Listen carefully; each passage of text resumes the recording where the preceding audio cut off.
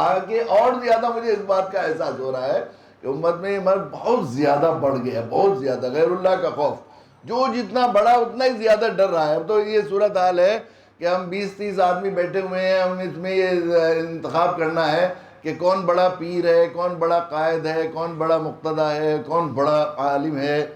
تو جو سب سے زیادہ ڈر رہا ہو سمجھ لو کہ وہی ہے۔ یہ صورتحال ہو گئی ہے۔ حب الدنیا، اس کا علاج صرف شہادت کا شوق ہے، اس کا علاج صرف شہادت کا شوق ہے۔ اس لیے کہ موت سے، ڈر سے جہاں آزاد ہوا، ہر ڈر سے آزاد ہو جاتا ہے آدمی۔ تو جو ہے یہ، بلکہ میں نے وہ بھی سنایا تھا وہاں اس روز اس میں، کہ وہ جب یہ طالبان نے وہ جو ہے امریکہ کو وہاں سے بھگایا تھا آخری دن، جو ہے وہ راتوں رات جو ہے چپکے سے جہازوں کو اڑا کے بھاگ گئے تھے، اس کے 4-5 دن بعد ایک جنرل تھے امریکہ کے جو پوری ناٹو اور ساری دنیا کی حکومتیں ان کی فوجوں کو کمانڈ کر رہے تھے، وہ پاگل ہو کر چلے گئے تھے۔ بہت سے ایسے فوجی تھے جو دماغی توازن کھو گئے تھے اور چلے گئے تھے، بہت دن تک 2 سال مینٹل ہاسپٹل میں رہے، پھر علاج ہوا تو ٹھیک ہو گئے۔ تو اس کے بعد جو ہے طالبان کے قبضے کے 3-4 دن بعد CNN سے ان کا ایک انٹرویو آ رہا تھا، وہ مجھے کسی نے بھیجا، تو اس میں ان سے پوچھا گیا ہے کہ 50,000 ٹوٹی رائفل والے جن کے پاس سر چھپانے کے لیے کوئی جگہ بھی نہیں تھی، جنگلوں میں رہ رہے تھے، پتے کھا رہے تھے، کھانے کو کچھ بھی نہیں تھا ان کے پاس، اور کوئی ان کو پناہ گاہ بھی نہیں تھی، پہاڑوں اور اس پر گزار رہے تھے، تو یہ اور آپ کے پاس ساری دنیا کی طاقتیں، ایٹمی ٹیکنالوجی، ہر طرح کے ہتھیار، اور اتنی بڑی تعداد میں فوجیں، اور سب کچھ تھا، سارے جہاز، ایٹم بم اور ساری چیزیں تھی کہ آپ کہتے تھے ٹیکنالوجی میں بھی کہ تورا بورا کی پہاڑیوں پر اگر کوئی سوئی گر جائے گی تو ہم امریکہ سے دیکھ کر تلاش کر لیں گے، پھر یہ کیوں جیت گئے؟ اس نے عجیب بات کہی تھی کہ میرا اپنا تجزیہ ہے کہ صرف اس لیے ہم جیت گئے کہ وہ تو مرنے کے لیے لڑ رہے تھے اور ہم مارنے کے لیے لڑ رہے تھے۔ وہ تو مرنے کے لیے لڑ رہے تھے اور ہم مارنے کے لیے لڑ رہے تھے۔ تو اسی لیے یہ شہادت کا شوق کوئی نفلی چیز نہیں ہے، بلکہ اللہ کے نبی صلی اللہ علیہ وسلم نے فرمایا کہ منافق کی موت ہے اس شخص کی موت جس نے نہ کبھی جہاد کیا، نہ اس کی تمنا کی کہ میں شہید کیا جاؤں۔ تو مرنے، تو بزدلوں کے لیے تو شہادت، میں اپنے ساتھیوں سے کہا کرتا ہوں وہ 2 چیزیں پکڑ لو بالکل بس پکی، بزدلوں کے لیے شہادت اور قائلوں کے لیے دعوت۔ ایک آدمی ایمان میں آیا آپ کے واسطے سے تو اس کے ایمان کا کتنے فضائل ہیں، ایک آدمی کے ایمان میں آنے آ جانے کے، تیری وجہ سے ایک آدمی کو ہدایت مل جائے، جنت تیرے لیے واجب ہے، تیری وجہ سے ایک آدمی کو ہدایت مل جائے اس سب کے فتح کرنے سے بہتر ہے جس پر سورج طلوع ہوتا ہے، تیری وجہ سے ایک آدمی کو ہدایت مل جائے اس سب کے فتح کرنے سے بہتر ہے جس پر سورج غروب ہوتا ہے، تیری وجہ سے ایک آدمی کو ہدایت مل جائے تیری نجات کے لیے کافی ہے۔ کتنے فضائل ہیں اور کتنے فضائل ہیں ایک آدمی کے۔ پھر وہ جو اعمال کرے گا، چونکہ وہ ایمان نہیں لاتا تو نماز پڑھتا، نہ روزہ رکھتا، نہ حج، نہ زکوٰۃ، نہ ذکر، نہ تلاوت، جو کچھ کرے گا وہ ایمان کی، آپ کے ایمان میں لانے کی وجہ سے ان تمام اعمال کا، مقبول اعمال کا ثواب بھی آپ کو ملتا رہے گا۔ پھر اس کی اولاد میں جتنے لوگ ایمان لائے گے ان سب کے ایمان کا، اور وہ اعمال کرتے رہیں گے جب تک قیامت تک اس کی نسلیں جو بھی ایمان اعمال کرتی رہیں گی، اس کا ثواب اس شخص کو مقبول عمل کا ثواب اس کے نامہ اعمال میں لکھا جاتا رہے گا جو اس کا ذریعہ بنا۔ میں نے آخری صفحے میں لکھا ہے کہ میں ایک دفعہ رات کو معلوم ہوا شام کو عشاء سے پہلے یا عشاء کے بعد کے چاند گرہن ہے آج، تو مجھے خیال ہوا تو میں نے ایک چھوٹی سی پوسٹ بنائی کہ بھئی ہمیں چاند گرہن ہے فلاں 10 ساڑھے 10 بجے، تو ہمیں نماز پڑھنی چاہیے۔ اور وہ جو ہے اس کے لیے پھر میں نے جو 1-2 کہیں سے حدیثیں تلاش کی اور لوگوں کو بھیجی۔ وہ 9:45 بجے کے قریب تھا، کچھ لوگ جو سو گئے تھے ان کو کال کی کہ دیکھ لے میسیج، وہ پتہ لگ جاتا ہے کہ وہ جو ہے بلو ہوا ہے کہ نہیں اس میں، ٹھیک۔ تو کچھ لوگوں نے نماز پڑھی۔ پھر 1-8 مہینے کے بعد سورج گرہن ہونے والا تھا۔ اب سورج گرہن ہونے والا تھا تو میں اتفاق سے، ہمارے ساتھ ڈرائیور تھے، تو ہم یہاں جو ہے ایک صاحب بیچارے سیدھے سادھے ہمارے ایک دوست، ان کے بارے میں معلوم ہوا کہ بہت بیمار تھے، 2-3 دن ہاسپٹل رہے ہیں، تو میں نے کہا چلو جو ہے عیادت کر کے آئے، 70,000 فرشتوں سے دعائے مغفرت، چلو لے کے چلے گئے ہم ان سے، ان سے جا کر ہم نے طبیعت پوچھی تو انہوں نے کہا کہ حضرت وہ آپ نے وہ چاند گرہن کے سلسلے میں نماز کی جو وہ کی تھی تو وہ ذرا لیٹ ہو گئی تھی، اب کل کو سورج گرہن ہے تو اگر آج ہی بھیج دیں گے آپ تو بہت سے لوگ نماز پڑھیں گے۔ تو میں نے سید احمد ہمارے نواسے ہوتے ہیں ان سے کہا کہ بیٹا ایک اچھی سی جو فضائل ہیں اس کے بیان کرو، اس میں کچھ حدیثیں اور اس کے مسائل پر ایک پوسٹ بناؤ۔ پھر میں نے ایک وائس میسیج بنا کر لوگوں کو بھیج دیا کہ اس کو زیادہ سے زیادہ لوگوں تک وہ کریں۔ اگلے روز ہمارے یہاں پر ہی سبیل السلام میں جو ویکینڈ کا وہ چلتا ہے اس میں کسی کلاس کا افتتاح بھی تھا۔ اس افتتاح میں خیال ہوا کہ چلو یہی نماز پڑھتے ہیں، نماز پڑھ لیتے ہیں، تو اس سے ہی شروع ہو جائے ایک دین کے ایک اہم ترین چیز کو جو بالکل متروک سی ہو گئی ہے۔ سب لوگ بہت خوش ہوئے اور مولانا عظمت صاحب نے بڑی پیارے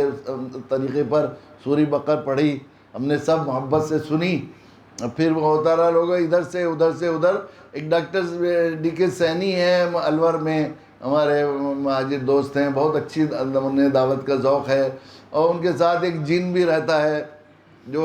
جنات میں بڑی دعوت کا کام کرتا ہے، اور انہوں نے کئی دفعہ مجھ سے جن بزرگ جو ہے وہ بزرگ ہو گئے ہیں، وہ تو اللہ والے ہو گئے ہیں، ان سے فون پر بھی میری بات کروائی کئی دفعہ، فون پر کہ حضرت آ رہے ہیں ابھی، فون ملا لیتے ہیں کہ حضرت آ رہے ہیں ابھی آ رہے ہیں، بس ذرا سے آ رہے ہیں۔ پھر وہ تھوڑی ایک دفعہ تو ایسا ہوا تھوڑی سی دعوت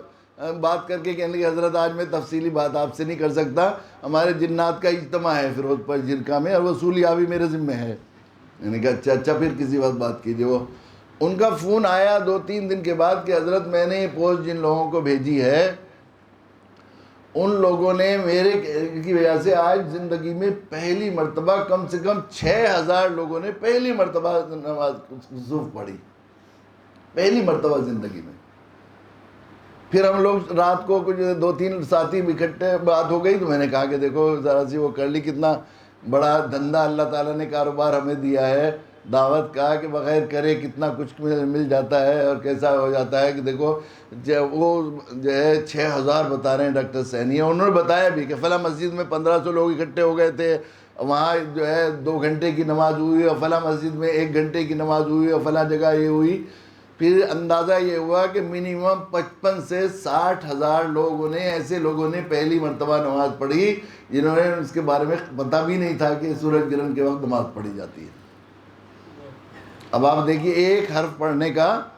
کتنی نیکیاں ملتی ہیں، 10 نیکیاں ملتی ہیں۔ باوضو پڑھیں گے تو 40 نیکیاں ملتی ہیں، نماز میں پڑھیں گے تو 70 نیکیاں ملتی ہیں،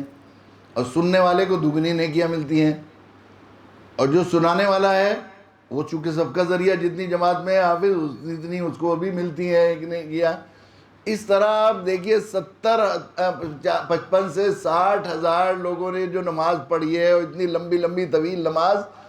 ان سب کے نمازوں کا ثواب، مقبول عمل کا ثواب اس شخص کے نامہ اعمال میں ضرور لکھا جائے گا جس نے مجھ سے کہا کہ حضرت پچھلی دفعہ تو بہت دن ہو گئے تھے، سیدھا سادہ آدمی، نہ اسے کوئی زیادہ علم ہے نہ کچھ ہے،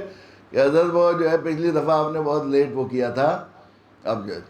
تو بزدلوں اور قائلوں کے لیے دعوت، بزدلوں کے لیے شہادت، اور قائلوں کے لیے، نکموں کے لیے، کام چوروں کے لیے دعوت۔ کمائی کا اس سے زیادہ کوئی دھندا ہو سکتا ہے؟ اور یہ تو کہتے تھے ہمارے، ہم جب جماعت میں جایا کرتے تھے تو اکثر یہ کہا کرتے تھے بھائی دودھ کے لیے گائے کو خریدو تو گوبر خود بخود ملے گا۔ کوئی گائے آپ نے ایسی دیکھی ہے کہ دودھ دیتی ہو گوبر نہ دیتی ہو؟ ایسا نہیں، دنیا گوبر ہے اور آخرت کا اجر و ثواب اور نیکیاں دودھ ہے، تو دودھ کے لیے خریدیں گے تو دنیا بھی خود بخود ملے گی، بغیر اس کے، بغیر کمائے بغیر کرے جو ہے ملے گی۔ پیارے بچوں تو یہ دونوں چیزیں جو ہے اب ان کو جو ہے سینے سے لگا لو، اور جو ہے آسان سی زندگی، اگر واقعی یہ چاہتے ہو کہ وہ اب سب سے زیادہ بہت آسانی، ہر آدمی یہ چاہتا ہے، آدمی بزنس مائنڈ بنایا ہے، آدمی کو تجارتی ذہن بنایا ہے کہ کم سے کم محنت میں زیادہ سے زیادہ نفع حاصل کرے۔ کوئی دنیا کا آدمی ایسا نہیں ہوگا جو یہ کہے کہ نہیں صاحب ہمیں نہیں نفع چاہیے، ہم تو چاہتے ہیں زیادہ محنت ہو اور کم نفع حاصل ہو۔ کوئی دیکھا ہے دنیا میں؟ اس کی فطرت کا یہ، اس کی انسانی فطرت ہے کہ جتنے کم سے کم محنت اور کوشش میں زیادہ کمائی ہو سکتی ہو اس لائن کو اختیار کرتا ہے۔ پوری دنیا سارے دین میں یہ سسٹم جو ہے، اس میں کسی لائن سے اتنی آسانی سے آدمی نیکیاں نہیں کما سکتا اتنی آسانی سے جتنی دعوت کی واسطے کما سکتا ہے۔ اور اس کے بعد پھر دنیا بھی اس سے جو ہے اتنی ملتی ہے فری میں بغیر کمائے.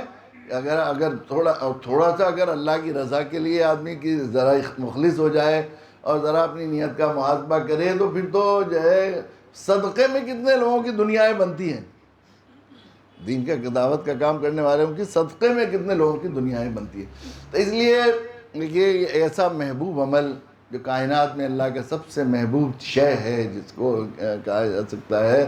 تو وہ اللہ تعالیٰ نے ہمارا منصبی فریضہ بنایا ہے ہمیں محبوبیت اور مقبولیت عطا کرنے کے لیے. وہ ہمیں آسانی کے ساتھ، سب سے آسانی کے ساتھ، کم سے کم محنت، سب سے کم کوشش میں